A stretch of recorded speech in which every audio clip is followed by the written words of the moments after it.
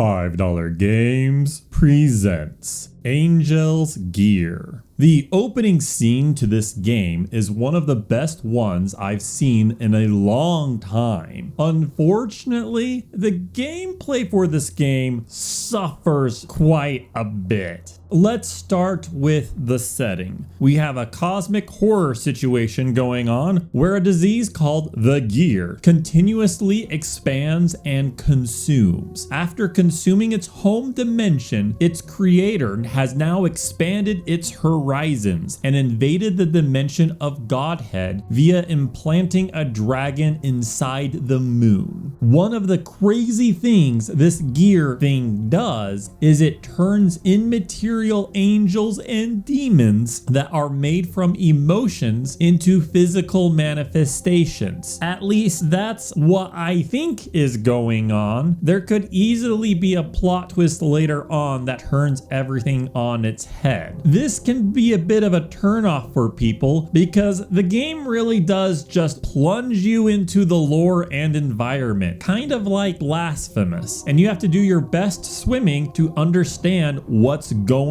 on. So for me, I didn't enjoy the first few seconds of it going, but it grew on me as I started playing. Story-wise, you are a soldier fighting in a war when the moon explodes, and now you're just trying to survive. You come across a girl who talks about how she made the save points and that they make you immortal. They don't, by the way. Apparently, if you read the fine print, it doesn't cover being bitten in half or being decapitated. But anyways, she gives you a UI and wants more gear related stuff. She is able to study the gear thanks to this interdimensional guy over here who can't leave, and then you got a minstrel of lore and a bashful blacksmith, which I admit I kind of am in love with. Anyways, the game seemed to imply that there were multiple routes to go plot-wise, but when I tried testing them out, they didn't work. It does seem to just be linear. Speaking of options, on the game menu, I was unable to select exit game. I mean, I find it cute that a game feels so desperate for me to play it that it won't let me select that option, but I have a myriad of ways of exiting a game, including the removal of the battery from my computer if needed. To get to that menu, you need to press enter, as escape will just turn it into window mode and make it really small. The game over screen also only covers half the screen, and I can't tell if that was intentional or not. More UI problems is that if you want to customize your keys, you actually don't hit enter. You have to hit F1 and then navigate this menu, which I imagine is more readable on a non-4K setup, but for me, it was rather difficult. The full screen option here is different than the default full screen option, and it has the wrong resolution when turned on. I'm not sure what's going on there. You can disable screen shake, which I was very grateful for, although it is not that much of a problem in this game. And you do need to click OK at the bottom after highlighting the box. I don't know why it's not an X, but yeah, anyway, sorry, I was rambling there. Anyways, actual gameplay. Your normal jump sucks, making it a bit of a problem to avoid enemies that charge you, which most of them do. Enemies also don't reset when you leave a screen, so if you get knocked back and they're at the edge, they'll still be there when you return. On the positive side of things, enemies don't respawn after you defeat them. But another problem with the screen transition is that you can't immediately turn around and go back once you go through one. You have to take a few steps forward first. Your gun has limited ammo, but that wasn't much of a problem for me except on the bosses, who have quite a bit of life. If you melee an enemy, there's a chance that you won't actually kill them. They'll actually just be stunned on the ground. You have to go over the body and stomp on them in order to actually defeat them. You do have a running jump that is very admirable, but when enemies don't respawn, you might as well just kill everything you come across. But unfortunately, fighting monsters felt janky, and although I think it was because of the lack of mobility, I'm not certain that is the case. Like when fighting the dragon, there's not a choreographed sign telling you where he's going to shoot. I just noticed that he tended to shoot up upwards, so I tried to stay near him, but I found that he actually could shoot near him. Then if you ran to the wrong side of him after he takes flight, he might just walk over you and there's nothing you can really do about it. There are different guns and abilities you can unlock, but admittedly, I forgot about them while I was playing as I was too immersed in the coldly isolated environment filled with corpses. Having permadeath on monsters you come across gives an interesting feeling to the game. Although backtracking through 20 screen transitions on a D-pad controlling Angel for like no reason kind of ruins it. And then climbing up a ladder up 3 screens and then falling down to the ground because there's no ground at the top of the ladder is also kind of problematic. However, I will probably complete this game at some point because I love everything being offered in the game except the gameplay and the UI, which are problematic, but